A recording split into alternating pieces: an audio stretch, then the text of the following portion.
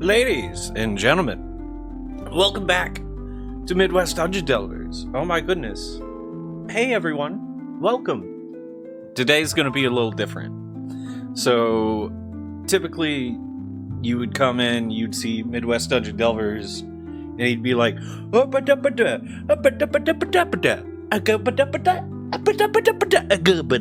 know? And then we'd hop into a game and hop in and have a good old time. That's not what I decided to do for my birthday this year. No. Much like 10 years ago, I decided the greatest gift I could give myself on my birthday is actually to give myself a crap ton of work and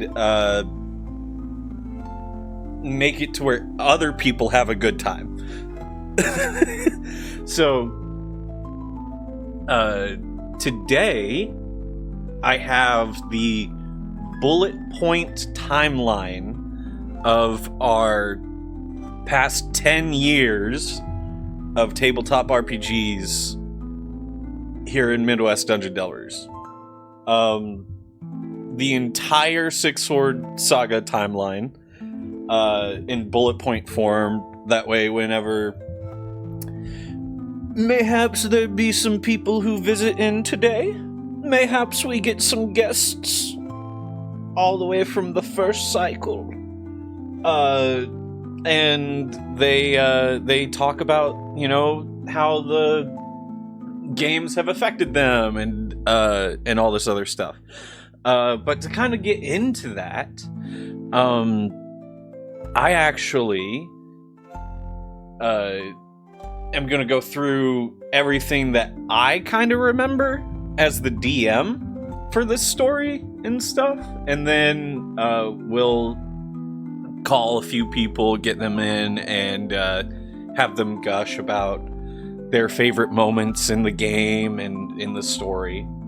And when they do, I'll like pull up the slide that they're referring to in terms of like what age or like what arc. So yeah. Ladies and gentlemen, we're about to hit into some really confusing stuff. I hope you've got your beverage of choice, whether it be water, tea, or something more exciting. That is up to you. All I can say is I hope that you are as excited to learn a little bit more about the storyline that's been in my head for the past 10 years, and how it's affected not only me but those around me. So yeah, that's where we're at. Okay, so without further delay, I present to you, ladies and gentlemen, the official timeline of the Six Sword Saga. 10 years of stories in Garland.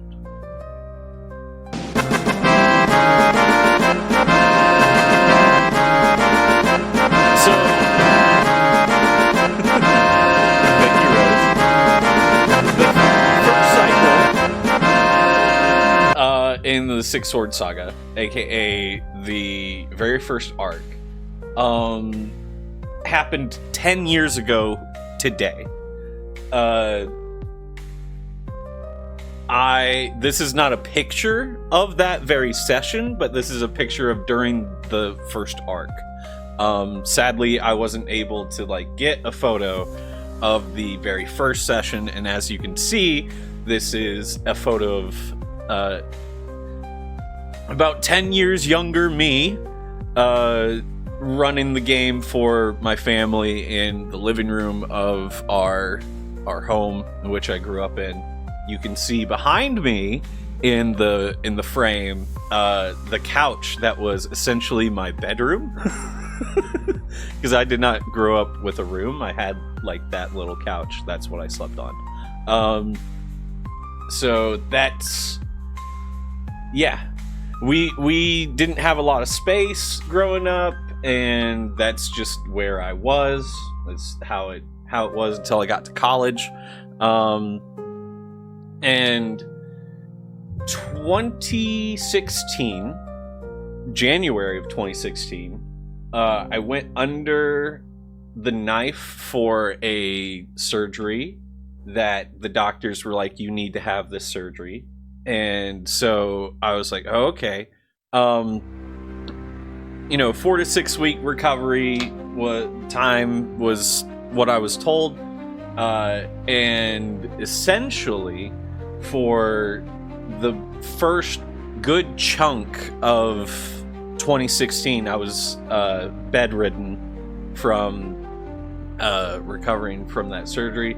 And I had nothing to do but watch D&D podcasts and create a world in my brain to not kill myself. So we're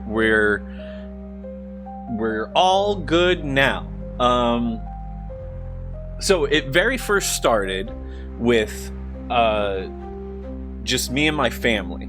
That's where it started, ladies and gentlemen. This whole thing started from me being so broken to a point where I was like, I don't want to be a burden anymore. I'm tired of this. But there's, a story in my brain that has kept me going through this crap. So why not go ahead and bring my family into it, One of the big things that I wanted, seeking out this whole hobby and everything, was I wanted my family to re-experience those joys of playing board games together. I don't know if any of you have had those nights where, you break out the Monopoly board, or you guys play Hearts or 10-Point Pitch, any other card games, like all sorts of stuff that you can do and get into.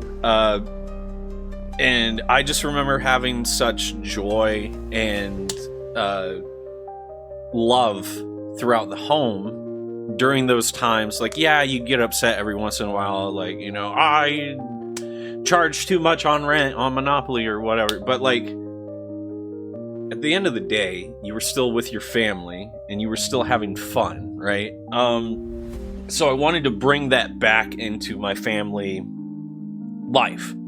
Because my brother had moved out with his wife, and I had just returned from graduating college, the first in my family to do so right after high school.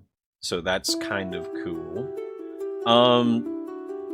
And instead of getting started with my life and doing the things that the majority of people would be doing at my age at that time, I was bedridden and feeling like a burden to my family. So I needed some way to bring some joy into their lives, so I didn't feel like my life was nothing but a burden to them. So here came the Six Sword Saga. I didn't know that we were going to call it that when we first started. You see, when we very first started, it was me as the DM, my mother as a human rogue, my father as an elven fighter, my brother as a Goliath barbarian, and my sister-in-law, the half-elf ranger of the group.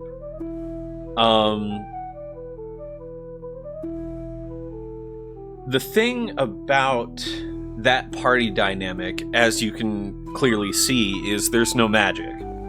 There's zero magic in there. The very first session, in what essentially became the journey from Othmere to Lukil. At the time, we were playing in 4th edition. That was what I got my start playing D&D in college. I had played 4th edition a couple of times. And I know a lot of people are like, 4th edition is not D&D, but that's where I got my start. And that's where we started too, you know? It wasn't until the second arc, like really the second arc of the first cycle, that we got into 5th edition. Because it wasn't even out yet when we started. So I'm running 4th edition for my family. It took, because my mother and father already had their characters made. I had wanted essentially the 4th 10 years ago to be like, no, we're in a session, right? Like, we're not making characters, we're actually playing. That wasn't the case for a good majority of the time, because my brother and my sister-in-law, had no idea about any of this in terms of like how to play, how to make characters, how to act, how to do any of this. And so it was very much like pulling teeth until the moment, because my sister-in-law doesn't like games for the most part. Board games, any sort of game thing where she has the potential to lose. She very much does not like that, and is I say this with all the love in the world. She is a very sore loser when it comes to board games and other stuff. So it was like pulling teeth trying to get her to make a character and like get invested and stuff like that. Until we were talking backstories. You know, like what these characters were doing before all of this. And I kid you not, seeing my sister-in-law's face go from, oh my gosh, all right, we're just doing this to, I'm here because my husband's brother, it's his birthday, and so let's make him feel better, I watched her face go from that to, oh my gosh, this is actually pretty cool, when she realized she could do whatever in her backstory. And so she literally went from like, whatever, are the enchiladas done soon? To, can I be a princess? Yep. Yeah, you can. You're that excited about the prospect? Yes. I'll allow you to be a princess. Like, so we had that. It was a very short session. They fought some kobolds on the road, made their way to Lukil proper, and like really started exploring that stuff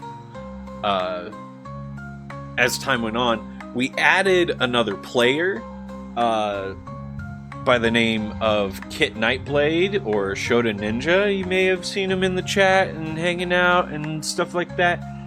He played Owen McRae during Source Code this past year, Season 1. Sadly, Kit Nightblade has stepped down. He is a little too busy at the moment. But we do have a special announcement for that slot being filled for Season 2. So do not worry. Kit Nightblade joined the party here in the first arc. And Kit, Shota Ninja, is my friend that I've had since I was 4 years old. He was a neighborhood friend. I remember going to his house to play N64, PlayStation, PC games. and he would come over to like play Super Nintendo, GameCube, and watch movies, because we had like a better surround sound system and stuff, because my dad had spent money on like a surround sound system back in the day. So it was cool to have him step in and be part of it, you know, because it was essentially like the familial brother who wasn't family had also come in at that time. And it was through Kit that I met Evodia, who also joined around this time. Kit and Evodia were really good friends when Kit moved. Like, I was in middle school when Kit moved from the neighborhood, and so he moved away and we kind of lost contact for a long time. And so like this campaign was this really cool way of like reconnecting and like coming back together, right? He had never played D&D. I did a one-on-one session with him just to get him into the world, and it was beautiful. It was absolutely beautiful, and I can't wait. If he does make an appearance today, phenomenal. If he doesn't, that's okay too. So, in terms of storyline in this first arc, the thing that like set this like ending of the first arc, in my opinion, was when Evodia, Kit's player's friend, who really became the problem player at the table, because that's, you know, every table kind of has like that dynamic. At some point you're gonna find a individual who, you know, clashes with the other players, or isn't really taking the story as seriously as everybody else, or is just like trying to goof off. This guy thought he was so funny being Deadpool, you know,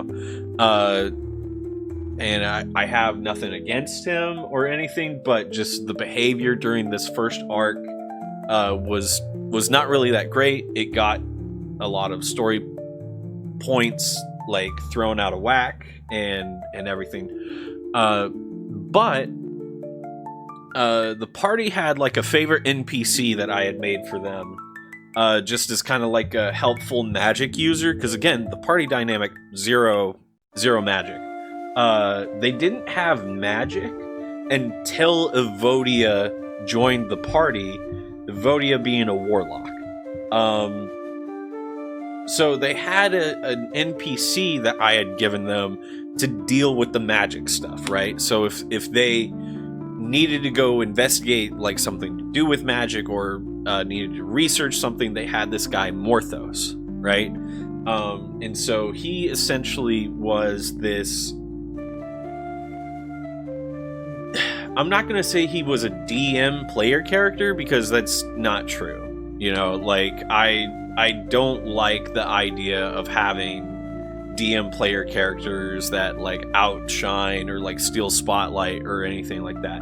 I do like having characters that are deep and have like a huge tie to the story and the world, but aren't necessarily like, this is the quote main character, right? I don't like those stories. So as a result of some of the things that Evodia did in the first arc, Morthos had his cover blown as like this worshiper of Ioun, because at the time we were using 4th edition, and we were using the 4th edition deities and stuff like that. We were just ripping straight from the book, the like DM's guide and stuff like that, and I was running essentially my own version of Fall Crest, if anyone's familiar with that setting and stuff like that. When Dungeons and Dragons and Wizards of the Coast started doing their stuff of being like anything tied to D&D, like we can have a say in it or whatever, that's when I started changing the names of stuff and like twisting it to be its own thing, because I didn't want any of the stories, the characters, the stuff that we had told throughout the past 10 years to be, you know, just eaten up by Wizards of the Coast and all that other stuff. So what was once Fallcrest, and if you're familiar with that setting, then you know it's kind of a big city, it's kind of a big deal in that first area or whatever.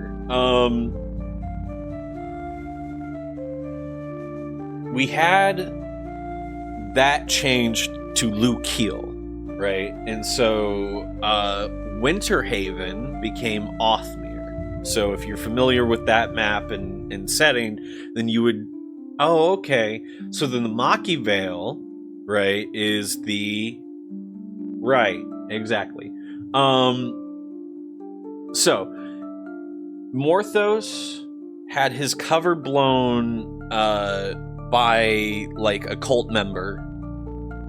And so Morthos, the beloved NPC that the players had attached to, who kind of did magical research behind the scenes, made magical items for them, had a pet pseudo dragon. He was just an all-around cool dude. He was taken prisoner, publicly executed. And the party, of course, wanted to like try and save him, but it was very much apparent that Morthos was making this noble sacrifice so that they could maintain their cover within the city, still do sabotage work, and like, you know, I was trying to heal damage that players had done, and so I was like, well, there has to be consequences to actions, and so the biggest consequence that's going to affect the whole party and hopefully get them in gear and working together is to kill off the beloved NPC, right? That's not what happened. So magic shenanigans happened, ladies and gentlemen. The player who had caused a lot of those issues was feeling very much like he couldn't handle the player's vitriol that he was feeling around the table. And it wasn't like apparent. None of us were like outwardly like, oh man, he's at the table. Oh man, this sucks. Oh man, everything's worse now. It was in very subtle ways. Other players stopped including him in plans and plots because he would mess them up, or he would just act crazy, or he would just do something, right? So he wanted to get that feeling away.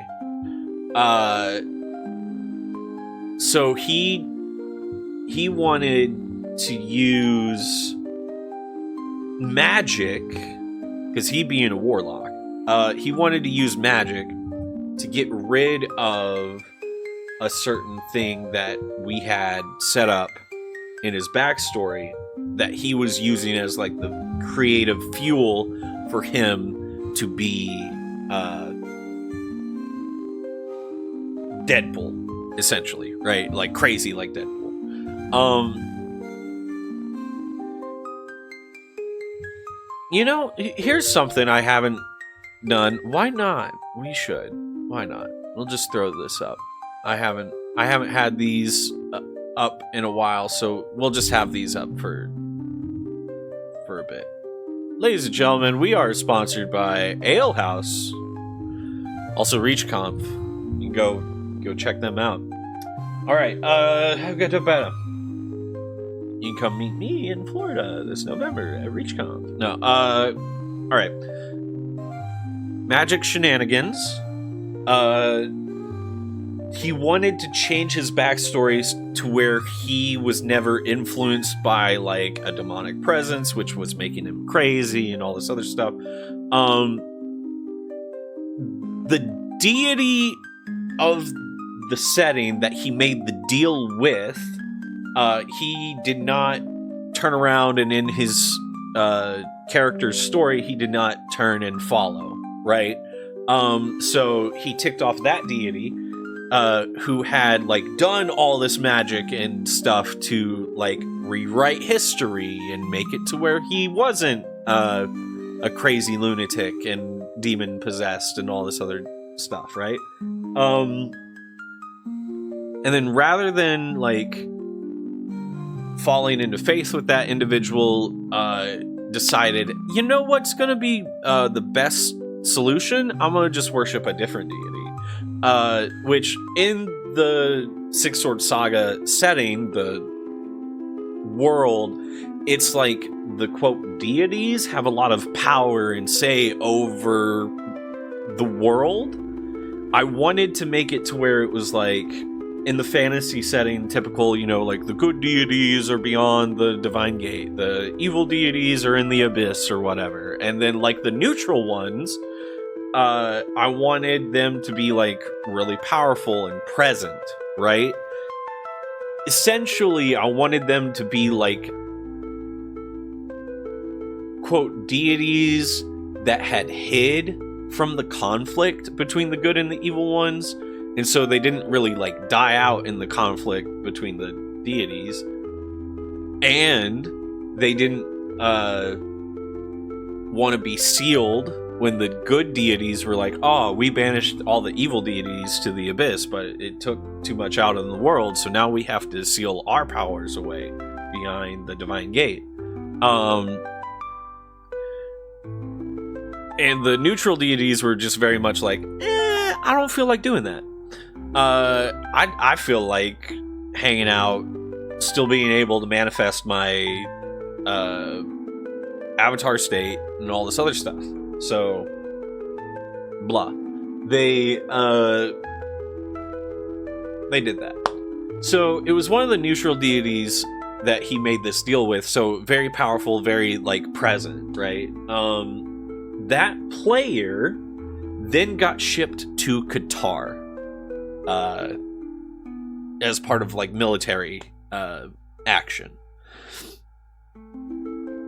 The party healed for the most part, right? They healed out of all these distractions and stuff. Morthos was back. That was part of the like magic deal the guy had made with the deity. Was like Morthos would be back. No one would remember him dying. All this other stuff. Now, is that... One second. Nope. Okay, I'm pretty sure there we go. Yes, there we go. Alright. Music.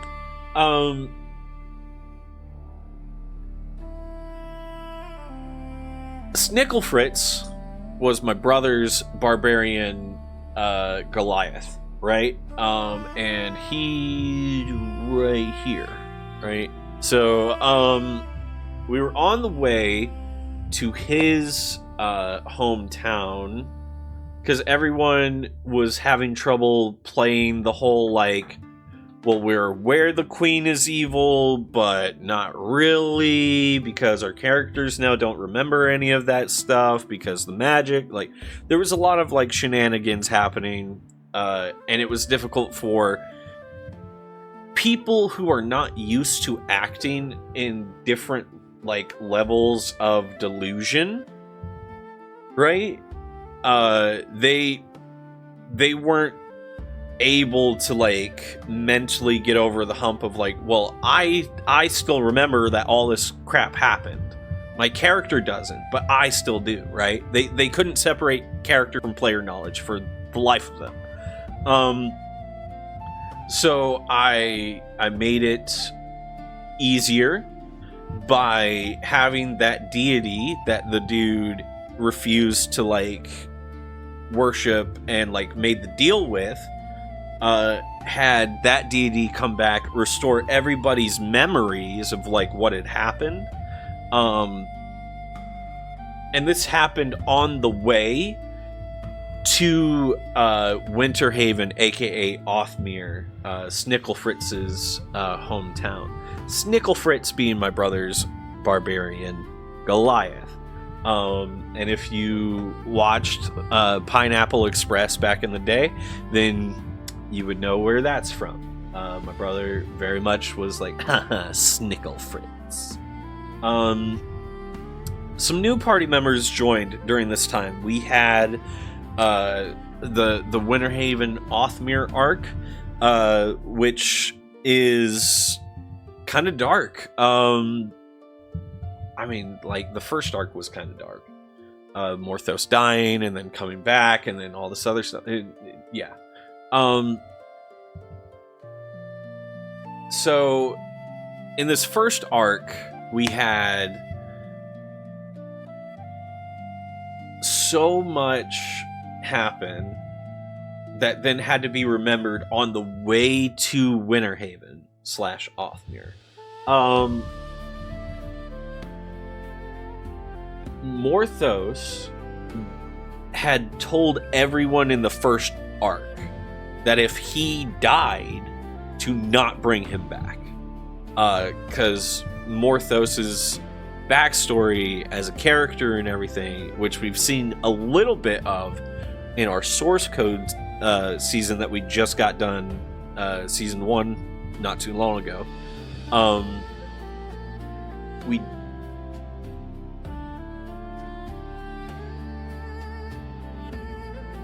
Due to his backstory, he was very much of the opinion that if he should die, he wanted to remain where he ended up. Because he didn't want to come back to the material plane, quote unquote. He just didn't want to do it. He would rather be with the deity that he worshipped, right?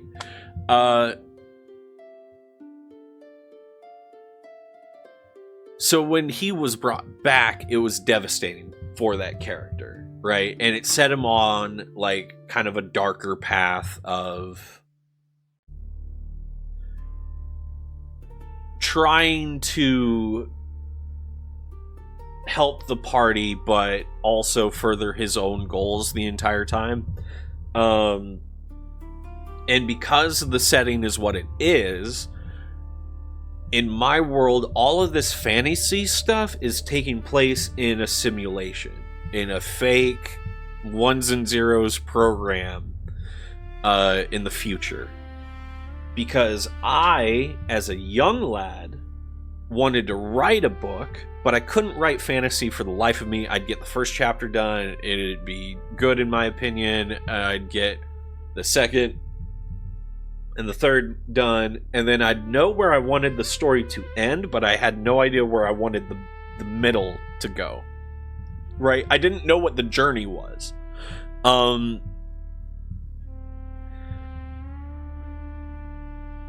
Here was this beautiful opportunity as a grown individual to find that journey, right, through a fantasy world. Because I discovered at that age that I was better at writing sci-fi. It flowed better out of me. It worked better. It had cooler concepts that I was working with, like all this other stuff. So having the ability in my adult life to kind of like bridge the two and merge them into this setting, it was nice. So all this taking place in a sci-fi world, the fantasy characters purely unaware of this. The NPCs who are in the fantasy world are actual NPCs within the program called the Six Sword Saga, right? Morthos being one of them. His programming as a AI companion and NPC in the game is to help the party, whether it be crafting magical items, helping them with fast travel, helping them learn tutorials. Like, his job is to help the party. That's just the baseline of code within Morthos. Help party.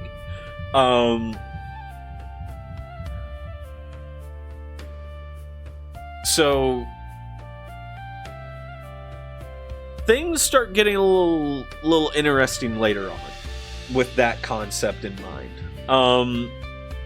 We get Morn, who is a like high elf life cleric, so they finally get like some magic user.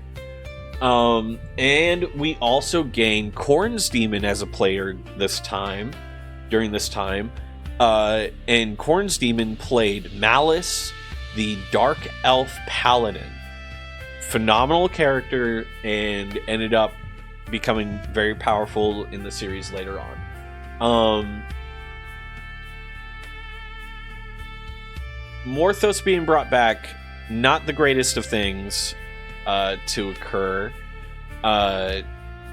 Especially him being made aware that he was brought back from the death.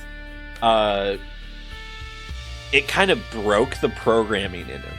And so, again, he went from just base programming line of help party to I now have to do whatever it takes to help party, right?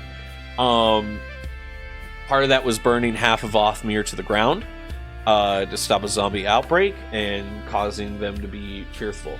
As you see here, we have Kit Nightblade all up in gear. Korn's Demon, our good sir, with the Malice. And then my roommate at the time, he hopped in. And he started playing Reyes, the kind of like sneaky rogue assassin dude from the desert to the east. And so that was a lot of fun having him be involved. We moved on to the third arc. Thunderspire, Volsvagal, which I hadn't hit the party with a dragon yet. A lot of Dungeons and Dragons that I had thrown at them, but I had not hit them with a big dragon encounter yet, right? In the very first arc, we had the Kobold Manor, which had like a baby ice dragon at the end of it, which everyone, was fine and took care of it. That's also where they found the first sword, which became eventually the Swords of Power. I didn't know that's what they were going to be whenever he first found that sword. I just was like, hey, cool magic item I can give my dad in the first arc. It turned into more in that first arc in the like Luke Hill missions. Was where it fully became like there's 6 swords of power. They're all used for a certain purpose, and all that other good jazz. So by this point in the story, this is about the third arc. The party is aware that these swords have power. They are aware of its importance. Morthos is guiding them through research to these locations. Thunderspire being a silver refinery taken over by Volsvagal, a adult black dragon. Volsvagal literally translates from Draconic to acid drinker. Right? I liked that, and so he's one of my favorite dragons I've ever created. During the Thunderspire arc, they have the Fire Sword, the sword my father had, which is Life Drinker or Necrotic or Death. They had the Earth Sword because of Korn's new character.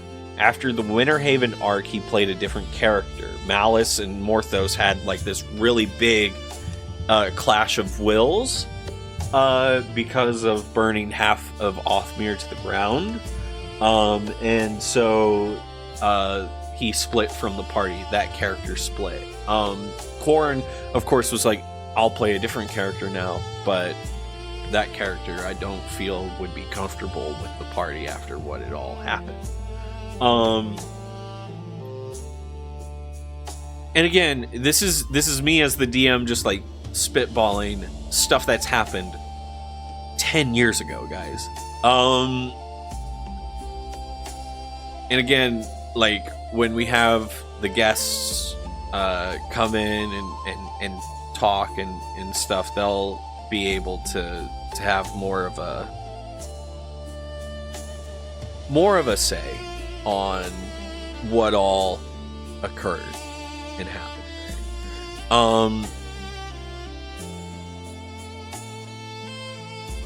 So while everyone is like messing around with Volsvagal, trying to find like another sword, trying to, see what was what, Hansel, the like second in command to the queen, who was the person who killed Morthos in the execution in the first arc, he like takes the sword that Korn's character had and like swapped it with the sword that he had. So it was like, I'm switching the like earth element sword for the lightning one, right? Which changed the dynamic because each sword has its own like sentience and thought process and all this other stuff and gimmicks. They actually found 2 swords in the Thunderspire, because they also found the Wind Sword, which was wielded by my mom's character's fiance, which the sword had taken over his body and all this other stuff. Yeah, it was dark. It was great. Everyone loved it. It was sad. It was beautiful. Everyone loved it. During this time, however, Morthos is replaced. The queen sent like a simulacrum disguised as someone else that the party knew, to like spy on them. When the party left, saw an opportunity, kidnapped Morthos and polymorphed into him. So now there was a simulacrum version of the evil queen telling the party where to go and what to do, for a couple of arcs. They saw through it pretty quickly. But yeah. Next we moved to Mithrandain, or Tai Vivendi is what it became called later. This is where we introduced Gweeb and Kagan the Black Knife, Duke Kilhar, the Prince, Zatada, the corrupted priests of the Elven capital who had become greed demons and all this other stuff. It was revealed that my father's character, the elf fighter who became a gunslinger once we switched to 5th edition, he was the first person to make guns in the fantasy world. It was a thing.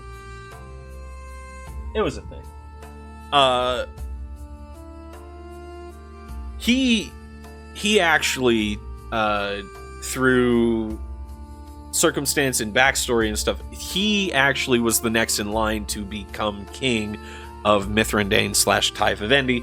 So that's how they got allies there. They took out Duke Kilhar. There was a revenant of Kelson Griddlebone after them. Like all this other stuff happened in Mithrandain. They have the majority of the swords. The only sword they did not have at the end of this arc was the one in Hansel's hands. So it was very much a plot of like, how are we going to get either him to join our side, or how are we going to get that sword from him, right? They eventually got Hansel to join their side, which was great. They returned to Lukiel with the Elven army. They destroyed Alande's magical device she was trying to make to cast a like mass charm person over the entire country, so everyone would be under her whim and thrall. They saved Morthos and Thuriel, the pseudo-dragon pet that Morthos has, and they returned the swords to where they belong. And this is kind of like where the rest of the cycles end. The placing of the swords is this like part of this ritual that determines the next set of AI, right? It's either they are foregoing their physical form and their ability to leave the simulation and to move into the sci-fi world and actually see what else is out there within the setting, or stay within the fantasy setting but gain the like powers of the deities, becoming one of the neutral gods in the setting, aka an AI of the simulation. And now all of that for second, third, fourth, fifth cycle, like all of that is true. That's kind of where the story ends, is like returning to Lukiel. Not because that's where the actual fantasy story ends, but that's where a lot of party members and players just kind of stepped away. It was the moment in which they felt like their mission was accomplished. So I feel like that's probably the best like place to stop the story. That's not what happened in first cycle. So first cycle, I was like, I really like all the stuff that we're building up to. I like the setting. I like everything that we're doing. However, this is 4 years of meeting once a month for like 9 hours each time we meet. And people in the house are starting to get that itch to move away and to like move out. We end Six Swords Saga first cycle in 2020.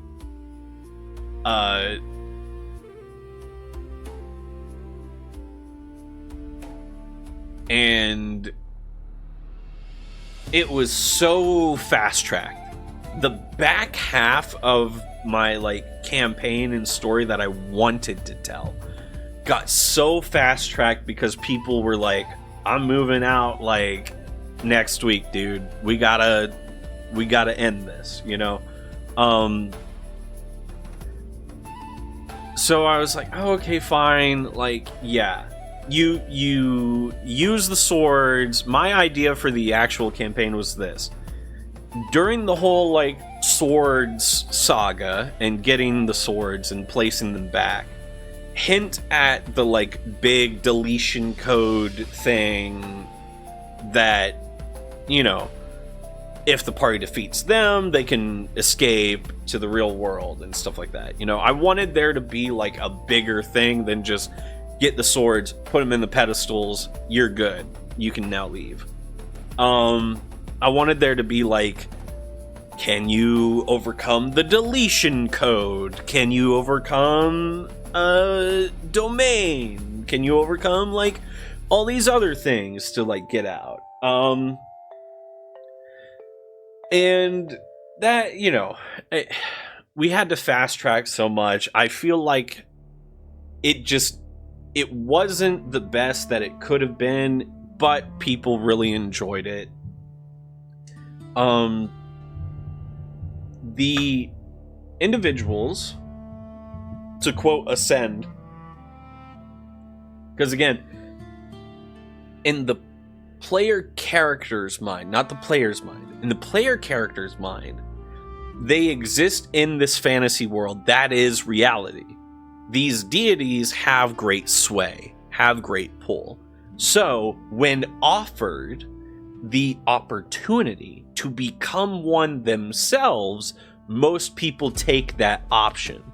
The other option that they don't really get told about, though, is true freedom from the simulation, where they can wake up and leave. But most of the people don't think about that, nor do they actually care for that, because again, their entire existence, their entire life is in this fantasy setting, so they don't even know that it is fake and that there is more out there. So it isn't until like the Third Age that the NPCs and the people start becoming like really aware that, wait a second, we are not in the reality. Reality is something else, and we are in something that's not that.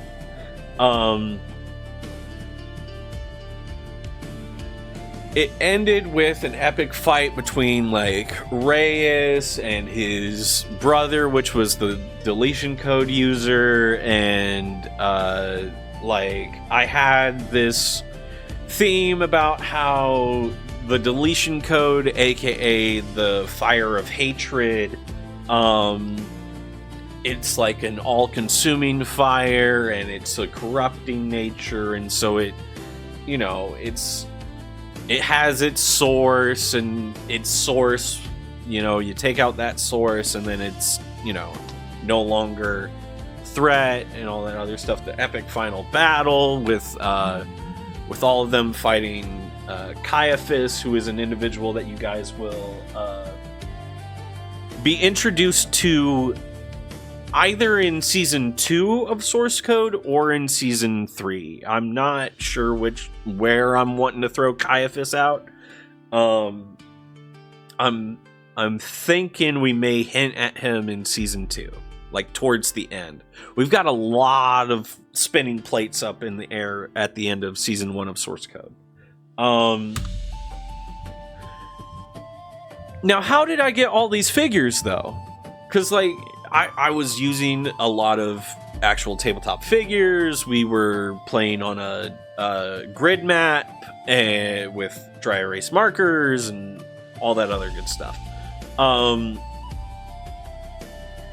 So how did I get all these figures? How did I get all the like D&D stuff to like host these games and do all this? Well, the second cycle was where I got it.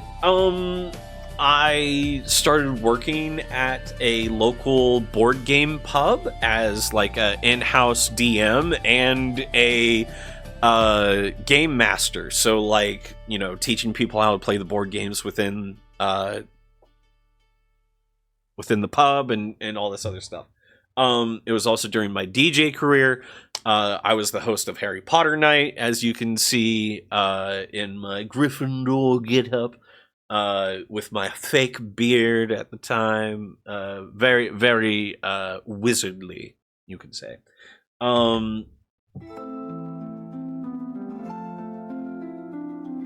Why is it called a cycle? Why is it called a cycle and not an age?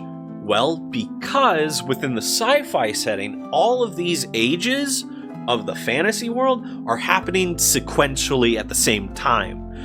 The scientist who is like conducting the experiment or whatever that's going on set up multiple testings of this thing, hit run, and walked out. Didn't really think much of it, right? Not knowing, hey, you just jump-started 5 cycles or like 5 ages of this fantasy world.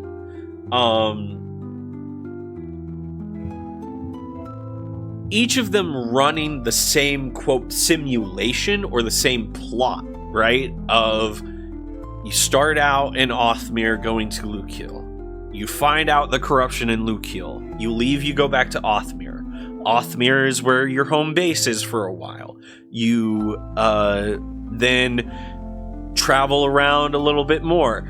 And then you find the swords. You come back to Lukiel, you place the swords away, and then you can choose to ascend to godhood, quote unquote, or escape.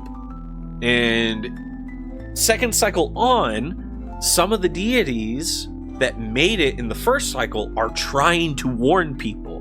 They're trying in this age, in the second age. They're being like, yo, we made the wrong choice. Don't make the same choice. Everyone made the same choice. Everyone made the same choice. No one escaped. Everyone made the same choice. Morthos ends up even more messed up in this timeline than he did in the last timeline. Because not only is he killed and brought back, but he is also made to watch as the party kills a possessed version of a loved one of Morthos. The party, not knowing that Morthos is forced to watch this happen, watch them do this, because they think they're just fighting some corrupted version of a character in a cave, and they think, well, you know, we're by ourselves in this cave, we'll kill it, we'll be fine, you know, and just say like, we couldn't do nothing. Morthos watching all this because the villainess is like forcing him to like see the party kill his friend. Yeah, Morthos got very messed up in this timeline.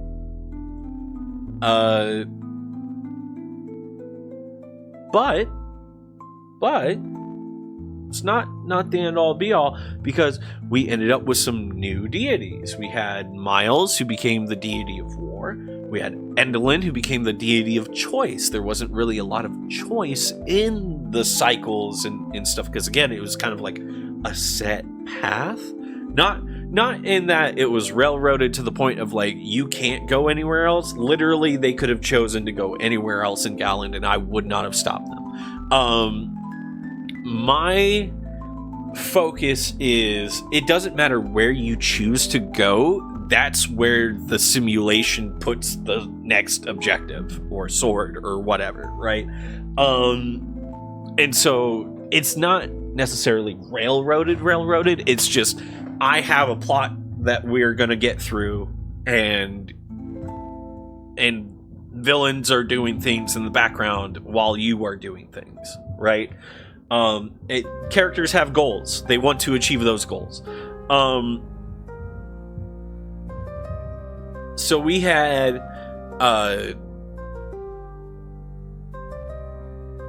very good turnout for the second cycle. We ran it here at this pub. It got to the point where multiple people were coming just to hear the story. And so that's where I started to get this like feeling of, this is bigger than me, because like people are actually interested in this. The third cycle was a group of people who found the game at the pub and wanted to play their own version of it. So started running their cycle. The third cycle did not last long in terms of an actual game. because the party did not make it very long. They only played like 4 sessions, and then there was a lot of behind the scenes drama with some players. A couple of players didn't like how homebrew the setting was, because they didn't like how some of the mechanics are changed. Third cycle was where the first player wanted to try necromancy in my world, and necromancy in my world is very different because of how the stuff functions. So he didn't like how I run necromancy with my home rules. Did not enjoy, and I'm not saying this player that's pictured. The player that's pictured is from the first cycle, but he's all disguised up, and so I was like, this is a perfect picture for the third cycle, because it is very unknown for the majority of it. It is a lot of DM knowledge that happens here in this third cycle. There is something known as the Resonance Wars, where these like foundational objects that help run and control the base reality within the simulation that the fantasy world is in, like knowledge of those crystals and how to use them, like, was completely wiped out in this age, and it was on purpose. And I'm pretty sure it's Morthos that does it, because in this age, this is the age that Morthos becomes aware that he is in a simulation.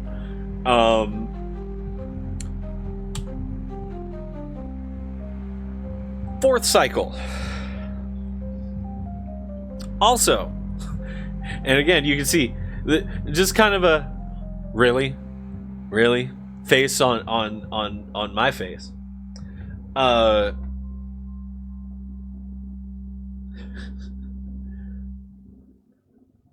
This was my first attempt at running a church group in my world, right? This was my first attempt at being like, hey, it's a bunch of my Christian friends.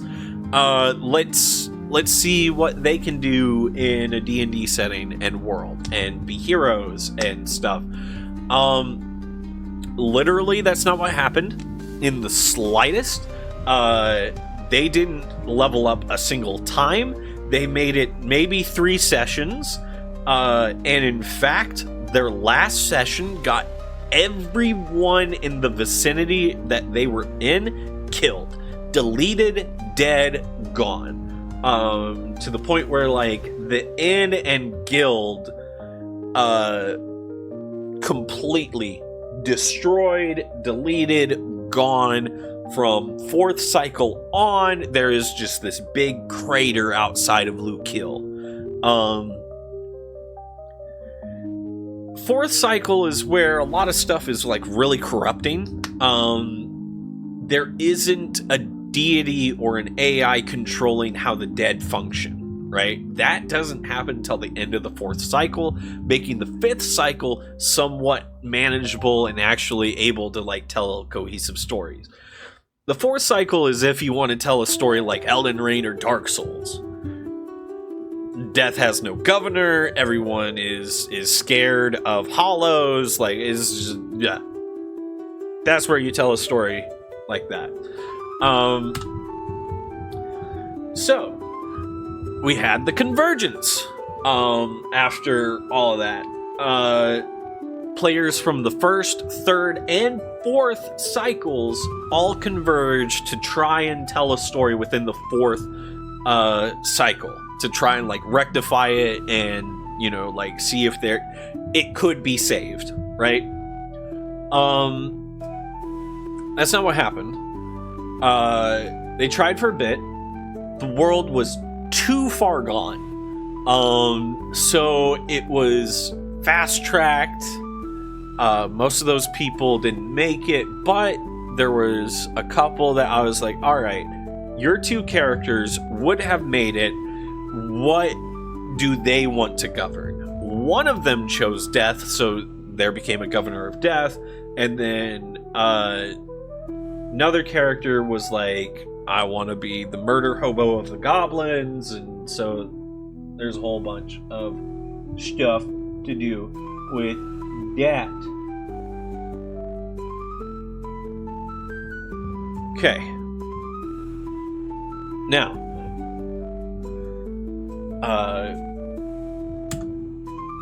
the 5th cycle. I'm going to go ahead and play the trailer or whatever that we had. This is kind of like the intro that we were using for 5th cycle stories, because we started actually streaming in 4th cycle. But again, that didn't pan out very well. A lot of those videos are privated because some of those cast members are not in the friend group anymore, and I don't want them to, be like cease and desist or anything like that. So I pulled those videos. That way there's no big thing. But for the 5th cycle, we did a couple of streams. We did a couple of things for it. It didn't really get a lot of traction. And again, this is like 5,000 years of lore and stuff thrown at people who have no idea what's going on. So I get it. I understand why not a lot of people latched on to this series. But for us, it mattered a lot. So here's the trailer / intro that we used to run for 5th cycle D&D Six Sword Saga. Ladies and gentlemen, it is I, the Chronicler. I am here to tell you the tale of the heroes of the Maki Vale. This is a land of the small folk, the big folk, and all in between. But this land's capital, the city of Lukil, was home to a great guild of adventurers. One such, a noble academy student named Ardru. He, along with several adventurers, began a small quest for an individual named Link, a tabaxi of gray fur. Little did they know that this would lead to a cascade of events, taking them throughout all the corners of the world and leading to them wielding the 6 swords of power.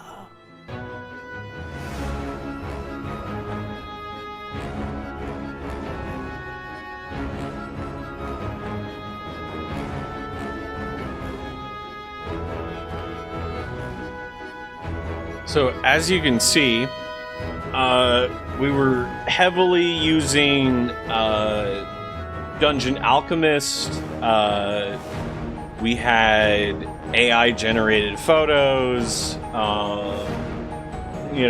Just it was what it was. We were also filming on location with a very crappy webcam and a single Blue Yeti mic.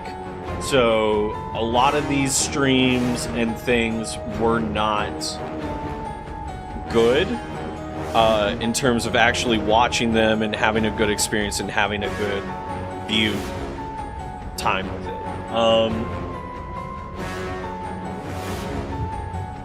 I do like this shot. I do like that shot of like seeing the dragon come out of the sun. Like I thought that was a good one. Now,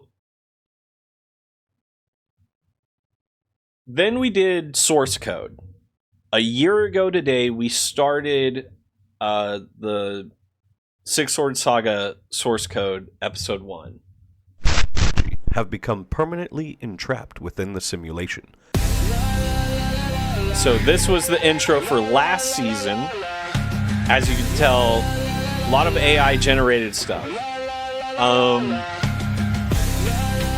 At the time, this was the only way that we could like really get art made or anything else, because We weren't doing any fundraisers. We weren't doing... I was job to job to job to job at the time. It was not good. We weren't in a good place, but we got some content out. The storyline itself, people are enjoying, people seem to like, but my biggest complaint for season 1 is all the AI stuff. I don't like the fact that I had to use a bunch of AI things because A, I'm not that talented when it comes to drawing. B, I'm a single, only me guy trying to make all of this a production, right? It's impossible for a single dude to do all the editing, all the running of the game, all the stuff. Like there needs to be a team for actual good content to flourish, to flow, and to be good.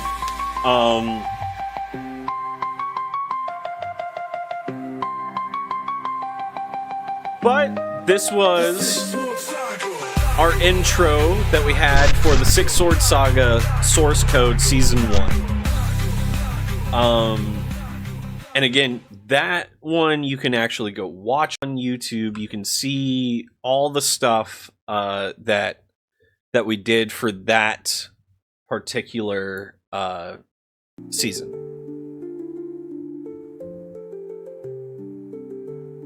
But what's next, ladies and gentlemen? What's next for us? Well, thanks to all of you, every single one of you who donated, every single one of you that cared, every single one of you that stood by while we were telling the story, when you showed support. Because of all of you, we have official art now. Handcrafted by real artists that we were able to hire and commission to bring these characters to life. And I cannot thank you all enough for helping us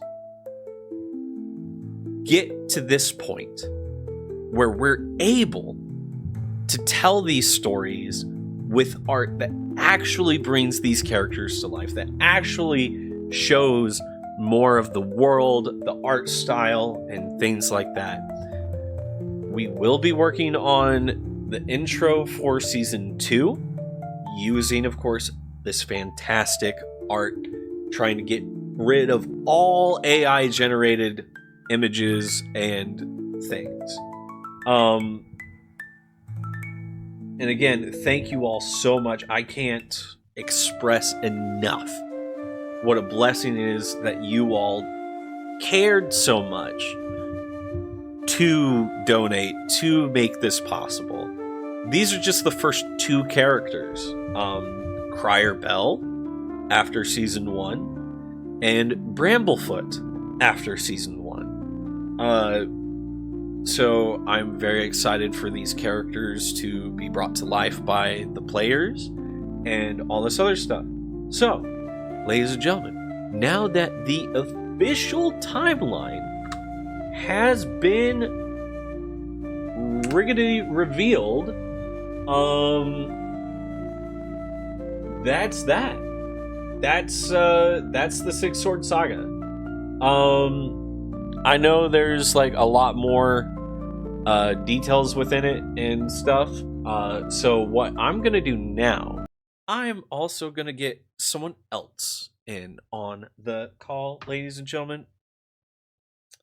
These individuals will be joining us via a speaker phone. Yes. So here we go. Hopefully you guys can hear them too. And there's Corn.